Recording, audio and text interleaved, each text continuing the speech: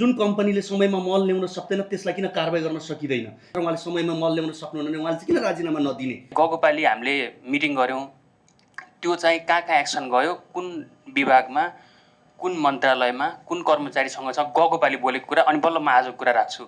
गएको पालि बोलेको कुरा चाहिँ हामीलाई थाहा हुनु पर्यो। मेरो राजीवजीलाई पनि अनुरोध के छ भन्दै गर्दाखेरि हजुरले आज उठाएको कुरा चाहिँ अब आउने बैठकमा तपाईँले उठाएको कुराहरू कहाँ पुग्यो भनेर तपाईँले माग्नुपर्छ, अनि बल्ल तपाईँ बोल्नुपर्छ। नभए हामी बोलाए हुन्छौँ, वर्षभरि बोल्छौँ, 5 वर्ष बोलेर सकिन्छ, काम हुन्न, अनि हामी फेरि जिरोमा। यो मलको कुरा बोलाए गरेर कति वर्ष भयो, सोल्युसन छैन। कृषि प्रधान देश के त भन्न भएन। कृषि प्रधान देशमा पनि फेरि मलको लागि मान्नेहरूको पनि जोडबल चाहिने, फेरि रिक्वेस्ट गर्नुपर्ने, अलिकति चाहिँ अब सुहाउँदो भएन। किसानलाई एक बोरा मलको लागि पनि भौतारिनु पर्ने अवस्था आउँदैन भन्ने ग्यारेन्टी लिन्छ। हामी मन्त्रीको कुरालाई पनि विश्वास गर्न नसक्ने अवस्थामा पुग्यौँ र हामी कर्मचारीज्यूहरूले भनेको कुरामा किसानलाई र कृषि क्षेत्रलाई निराशा मात्रै बनाउने भयौँ। मलको अभाव भइसकेपछि हामीलाई पर्याप्त बजेट भएन, सरकारबाट पर्याप्त बजेट आएन, त्यस कारणले गर्दा ढिला भयो भन्ने गुनासो चाहिँ सुन्न नपरोस्। कृषि समितिलाई मेरो अनुरोध छ, समितिको सभापतिज्यू योचोटि पैसाको अभाव भयो भन्ने चाहिँ नभनिदिनु होला है, मन्त्रालयमा धाइदिनु होला। मन्त्रालयमा धाउनुपर्छ भने हामी जान्छौँ। अब हामीलाई अहिलेको सरकारलाई पुरानै कर्मकाण्डको प्रक्रिया र कानुनी उजलमा अल्झेर यो अकर्मण्य बन्ने छुट छैन। यसपटक हामीले जसरी पनि असारमा मल उपलब्ध गराउनुपर्छ। यदि असारमा मल आएन भने यसको जिम्मेवारी कृषि मन्त्रालय हुने हो कि कृषि सामग्री केन्द्र हुने हो कि? मिडियाका साथीहरूले मल नपाएको कुरा लेखिहाल्नुहुन्छ भनेर भन्नुभयो, मलाई बडा घत लाग्यो। म पनि 12-13 वर्ष मिडिया ब्याकग्राउन्डबाटै आएको हुनाले यहाँ दुई मध्ये एकजना चाहिँ बेठिक छ कि मिडियाले गलत लेख्यो कि तपाईँहरूले गलत हामीलाई सूचना दिँदै हुनुहुन्छ। यो समस्या मात्रै देखाएर भएन, यो समस्या त वर्षौँदेखि 35 वर्षदेखि समस्या छ भनेर हामीले यसपटक जेनजी विद्रोह भइसकेपछि राजसभाको करिब 2/3 सरकार आएको हो, फेरि पनि हामी समस्या देखाउने छुट हामीलाई छैन। हामीले असारमा अथवा अब रोपाई गर्ने बेला सुरु भइसकेको छ, किसानले मल समयमा पाउने हो कि होइन? किसानलाई यो महिनाभित्र मल चाहियो इफ बट भन्ने छुट छैन। सरकारलाई चाहिँ किसानलाई मल उपलब्ध गराउनु पर्यो, कसरी गराउने त्यो उसको जिम्मा हो। यो साँठगाँठ के हो? यो साँठगाँठ यहाँ केही साँठगाँठ छ। एउटा उपसमिति गठन गरेर भए पनि यसको इन्टरनल छानबिन समिति तत्काल गठन गरियोस् र छानबिन गरेर त्यो प्रतिवेदन सार्वजनिक गर्नै पर्छ। एउटा निश्चित समय प्रक्रिया पुरा गर्नुपर्छ भन्ने थाहा हुँदाहुँदै समयमै किन प्रक्रिया पुरा गरिँदैन? र मल ल्याउने कम्पनी पनि लामो समयदेखि एउटै कम्पनीहरू देखिरहनु पर्ने कारण किन? अस्ति मन्त्रीज्यूले दिनुभएको रिपोर्ट अब मलको कमी हुँदैन, समयमै मल आउँछ भन्नुभएको थियो। आजको रिपोर्टले साउनभन्दा अगाडि मल दिन सकिँदैन भन्ने कुरा हामीले सुन्न पायौँ। हामीले के बोल्ने? यसको दोषी को हो?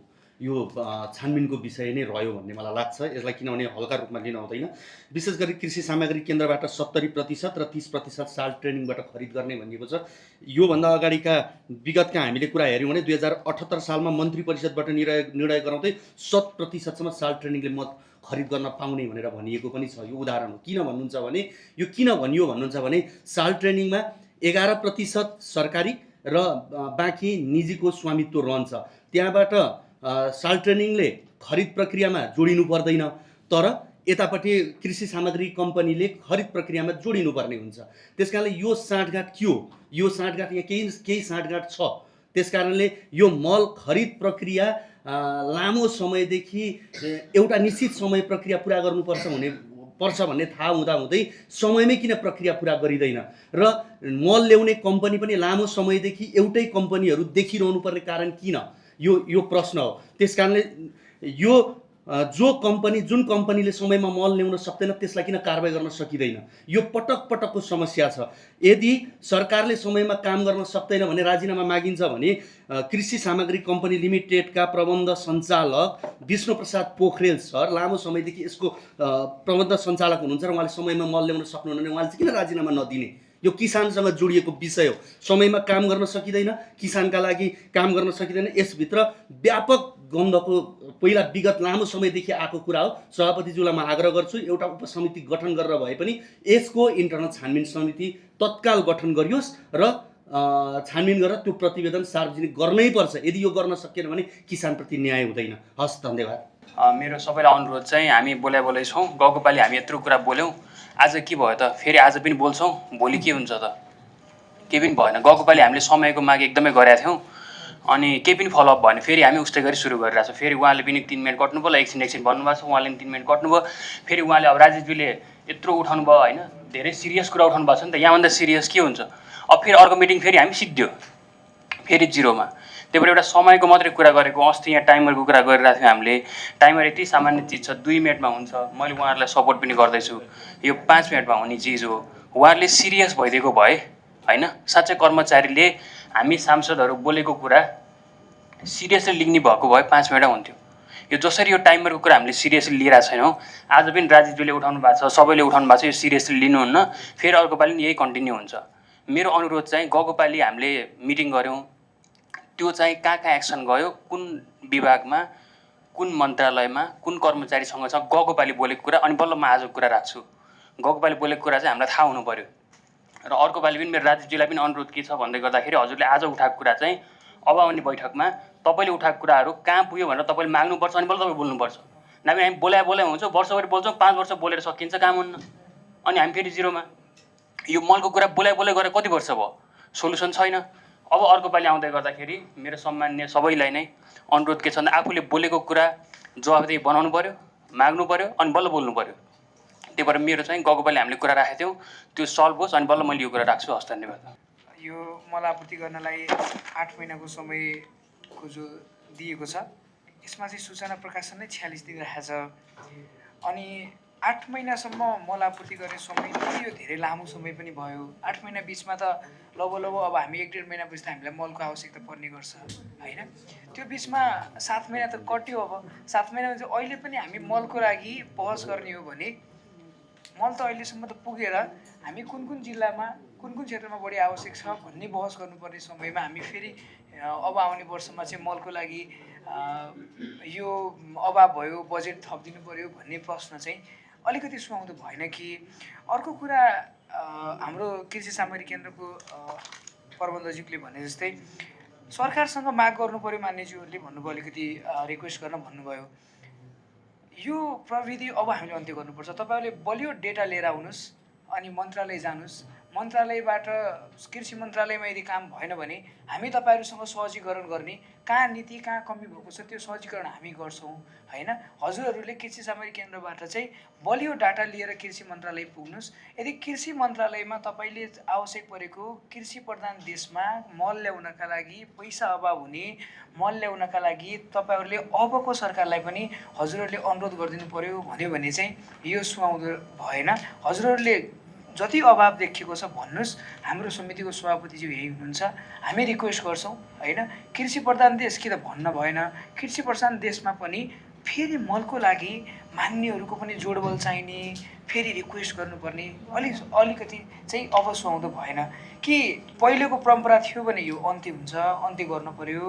यो वर्ष चाहिँ यो नहोस् कि मलको अभाव भइसकेपछि हामीलाई पर्याप्त बजेट भएन, सरकारबाट पर्याप्त बजेट आएन, त्यस कारणले गर्दा ढिला भयो भन्ने गुनासो चाहिँ सुन्न नपरोस् है। अब त्यस्तो नहोस्, यो हुँदैन, हुन दिनु हुँदैन। यसका लागि हामी निश्चित छौँ। र हामीलाई अर्को कुरा, अघि हाम्रो मान्यज्यूले भन्नुभयो, हाम्रो त झन् कैलाली, कञ्चनपुर, बाँके बर्दिया त एकदमै खेतीयोग्य जमिन हो।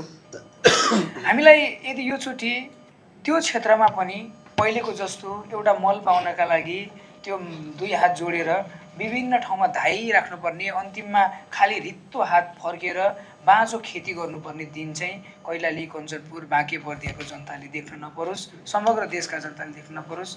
विशेष गरी त्यो क्षेत्र एकदम कृषियोग्य क्षेत्र हो, त्यसको लागि चाहिँ हजुरहरूले के प्राथमिकता राख्नुभएको छ, यसमा मेरो अनुरोध छ, रिक्वेस्ट छ।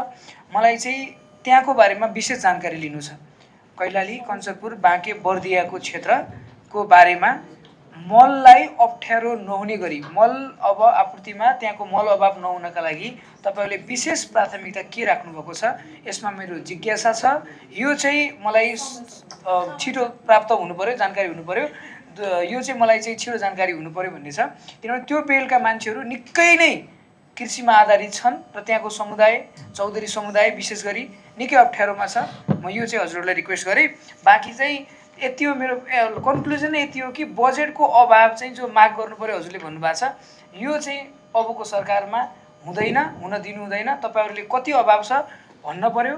कृषि समितिलाई मेरो अनुरोध छ, समितिको सभापतिज्यू योचोटि पैसाको अभाव भयो भन्ने चाहिँ नभनिदिनु होला है, मन्त्रालयमा धाइदिनु होला। मन्त्रालयमा धाउनुपर्छ भने हामी जान्छौँ, उहाँले भनेर हामी जाउँ, बरु हामी गएर जाऊँ। पैसाको अभाव चाहिँ कृषि प्रधान देशमा मलका लागि नहोस्, यही मेरो अनुरोध छ। धन्यवाद। अब हामीलाई अहिलेको सरकारलाई पुरानै कर्मकाण्डको प्रक्रिया र कानुनी उजलमा अल्झेर यो अकर्मण्य बन्ने छुट छैन। यसपटक हामीले जसरी पनि असारमा मल उपलब्ध गराउनुपर्छ। भर्खरै तपाईँको अध्यादेश मार्फत तपाईँको सार्वजनिक खरिद ऐनमै पनि यो कृषकहरूलाई चाहिने मल औषधि लगायतका कुराहरू सोझै खरिद गर्ने प्रक्रिया भनेर उल्लेख गरेको छ। यसमा हामीले कसरी काम गर्न सकिन्छ त्यसतर्फ काम गर्नको निम्ति म अनुरोध गर्न चाहन्छु। र यो यदि असारमा मल आएन भने यसको जिम्मेवारी कृषि मन्त्रालय हुने हो कि कृषि सामग्री केन्द्र हुने हो कि साल ट्रेडिङ कर्पोरेसन हुने हो कि, यस कुराप्रति चाहिँ स्पष्ट हुनुपर्छ भन्ने कुरा म यहाँहरूलाई राख्न चाहन्छु। मल आउन करिब 8 महिना लाग्ने रहेछ। नेपाल सरकारले बजेट त जेठको 15 गते ल्याइसक्छ, साउन 1 गतेबाट हामी काम सुरु किन गर्दैनौँ? अनि यहाँ जनशक्ति अभाव देखाइएको छ। स्वीकृत दरबन्दी 316 हुनुपर्नेमा पदपूर्ति 230 भनिएको छ र 86 जना अझै रिक्त छ। यो के कति कारणले रिक्त भएको हो? अर्को कुरा, यहाँहरूले स्थानीय तहबाट सिफारिस लिनुपर्ने बडा झन्झटिलो छ। तपाईँहरूलाई थाहा छ, 1 कट्टा मल किन्दा 100 रुपियाँ पनि किसानको बच्यो भने उनीहरूलाई फाइदा हुन्छ। तर स्थानीय तहमा सिफारिसका लागि जानुभयो भने घन्टौँ लाइनमा पुर्याउने, त्यसपछि पैसा लिने त्यो सिफारिस बापत। त्यसकारण हामी डाइरेक्ट किसानलाई मल दिन सकिने स्थिति हो कि होइन? किन दिन सक्दैनौँ? हामी यो त्यो सहकारी अर्को भनेर त्यसरी लम्ब्याइराखेका छौँ। अर्को कुरा, अघि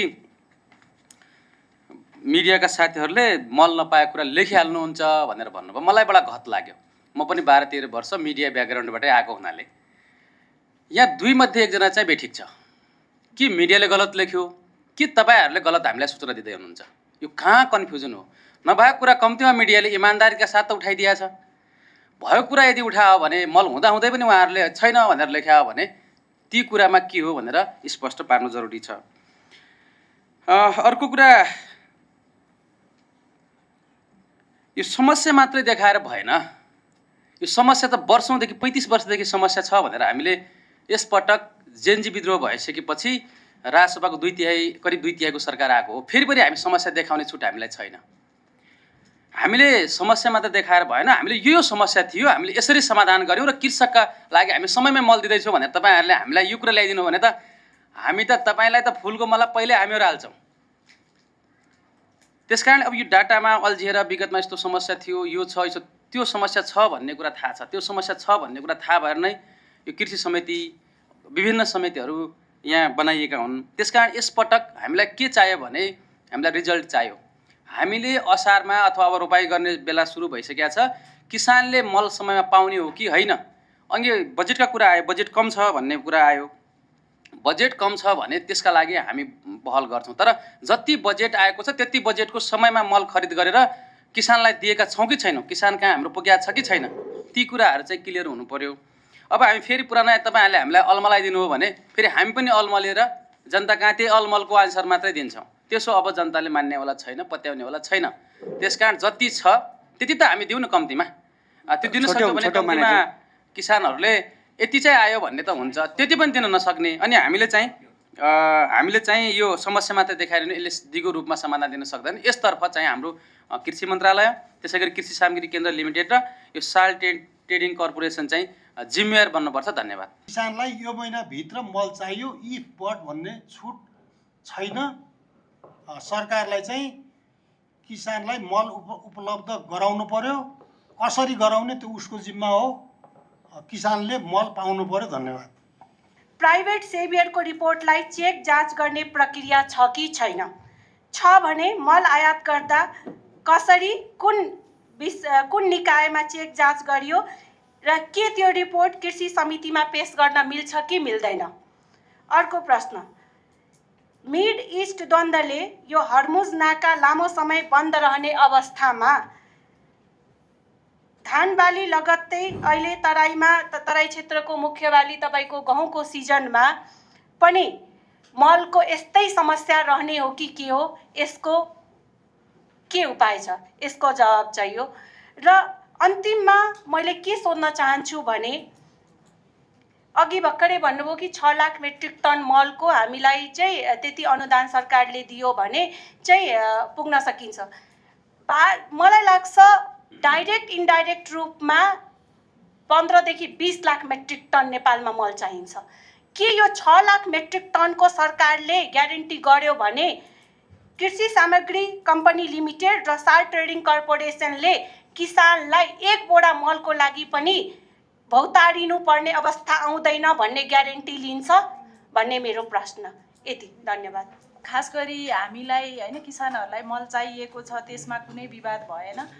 तत्काललाई त्यो व्यवस्था गर्ने एउटा कुरा भयो भने यो दीर्घकालमा यो माटो बिगार्ने चिज यो धेरै दीर्घकालीन समाधान होइन भन्नेमा म फेरि पनि दोहोऱ्याउन चाहन्छु। यति भन्दा भन्दै म 2-3टा कुरा भन्न चाहन्छु। जस्तो हामी 6 लाख मेट्रिक टन यति मेहनत गरेर अनेक गरेर ल्यायौँ भने पनि त्यो प्रभावकारी रूपमा प्रयोग भएको छ कि छैन, त्यसले जति गर्नुपर्ने हो काम त्यति गरेको छ कि छैन भन्ने प्रश्न गर्न चाहन्छु। किनभने हाम्रै तथ्याङ्कले भन्छ हाम्रो माटोमा प्राङ्गारिक तत्त्व छैन भनेपछि प्राङ्गारिक तत्त्वको कमी भएकोमा रासायनिक मलै प्रयोग गर्दा पनि हाम्रो माटोको होल्डिङ क्यापासिटी के हो हैन, प्राङ्गारिक तत्त्व नभएपछि माटो अम्लीय हुने कुरा, सूक्ष्मजीव मर्ने कुरा अथवा लिचिङ हुने समस्याहरूलाई हामीले कसरी हेरेको छौँ त्यो अब साल ट्रेडिङ र कृषि कम्पनीको मात्र कुरा होइन होला, हाम्रो मन्त्रालय र विभागसँग प्रसारसँग जोडिएको कुरा भयो। तर त्यो कुराहरूलाई पनि हामीले विचार गर्नुपर्छ किनभने हाम्रो माटोको अवस्था के हो त्यसले फरक पार्छ भन्ने लाग्छ एउटा। अर्को चाहिँ ल त्यति मल आयो अथवा हामी समयमै पुर्याउँछौँ भने पनि हाम्रो वितरण प्रणालीमा प्रश्न छ किनभने हामीले सहकारी मार्फत वितरणको कुरा गरेको छौँ र त्यहाँनेरि धेरै हैन त्यहाँ इस्युहरू भएको कुरा हामी सबैलाई प्रष्टै थाहा छ भनेपछि हामीले हैन तत्कालै पुर्याउने एकदमै आवश्यक भएको ठाउँमा पनि हाम्रो वितरण प्रणालीले साँच्चीकै काम गरेको छ कि छैन भन्नेमा प्रश्न हुन्छ र त्यसमा चाहिँ हामी सबैले खोजी गर्नुपर्छ भन्ने लाग्छ। अर्को योसँगै जोडिएको कुरा किनभने हाम्रो अलिकति यो कृषि केन्द्रको बिउ उत्पादनमा पनि पर्छ हैन, अरू विकल्पहरूको जैविक स्रोतहरूको बिउ अथवा त्यसको उत्पादनको पनि कुरा आउँछ। जस्तो अहिले नै भन्यो भने हामी सबैमा नसके पनि कम्तीमा हैन धान रोप्ने सिजनको लगभग 3 महिना अगाडि पानी हुने ठाउँमा चिस्यान हुने ठाउँमा त हामीले अरू विकल्पहरूको पनि विचार गर्न सक्थ्यौँ, प्रसार गर्न सक्थ्यौँ। एजोलाको कुरा छ, ढैचाको कुरा छ। कम्तीमा चिस्यान हुने ठाउँमा 3 महिना अगाडि हामीले तयारी गरेर किसानहरूलाई अलिकति प्रोत्साहन गरेको भए त्यसमा काम गर्न सक्थ्यौँ भन्ने लाग्छ। र म अघिकै कुरामा आएँ, खास गरी हाम्रो प्राङ्गारिक तत्त्व घटेको कुरामा अहिले त मलाई के लाग्छ भने हामी मलको व्यवस्था पनि गरौँ सँगसँगै एउटा पर्चा पनि बाँडौँ कि यो चाहिँ हाम्रो प्राङ्गारिक तत्त्व पनि बढाउनु पर्यो अथवा यसलाई कसरी प्रयोग गर्ने भन्ने कुरा पनि कति अर्थमा आवश्यक छ होला भन्ने लाग्छ। यति नै हो, हस्, धन्यवाद। वास्तविक किसानहरूको समस्या कहाँ हो र यसमा यो ग्याप किन भइरहेको छ? मैले पहिलो मिटिङमा पनि राखेको थिएँ, कर्मचारी तन्त्रको समस्या हो या यहाँ चाहिँ राजनीति मन्त्रीको समस्या हो, सरकारको समस्या हो? अब यसमा अस्ति मन्त्रीज्यूले दिनुभएको रिपोर्ट अब मलको कमी हुँदैन, समयमै मल आउँछ भन्नुभएको थियो। आजको रिपोर्टले साउनभन्दा अगाडि मल दिन सकिँदैन भन्ने कुरा हामीले सुन्न पायौँ। हामीले के बोल्ने? अब यो डेटा अनुसारले समस्यामा हामी केन्द्रित भयौँ। अब यसको समाधानका निम्ति हामी प्रत्येक बैठकमा बोल्ने मात्रै भएको छ। अब हामीले चाहिँ ठोस कदम चाल्नका निम्ति एकचोटि अनुगमन जानुपर्छ देशभरि, बरु टिम बनाएर हामीले अनुगमन गरेर गोदाममा वास्तविक यथार्थता के हो त, समस्या हो भने त्यो समस्यामा हामी एउटा प्रतिवेदन पेश गरौँ, सरकारले त्यसलाई डिसिजन गरेर अर्कोचोटिको लागि समस्या होइन समाधान लिएर जाउँ, ताकि हामीले पनि बोल्न सकौँ विश्वासका साथ। अब हामीले विश्वास कहाँबाट गर्ने? त्यसो हुँदाखेरि हामी मन्त्रीको कुरालाई पनि विश्वास गर्न नसक्ने अवस्थामा पुग्यौँ र हामी कर्मचारीज्यूहरूले भनेको कुरामा किसानलाई र कृषि क्षेत्रलाई निराशा मात्रै बनाउने भयौँ।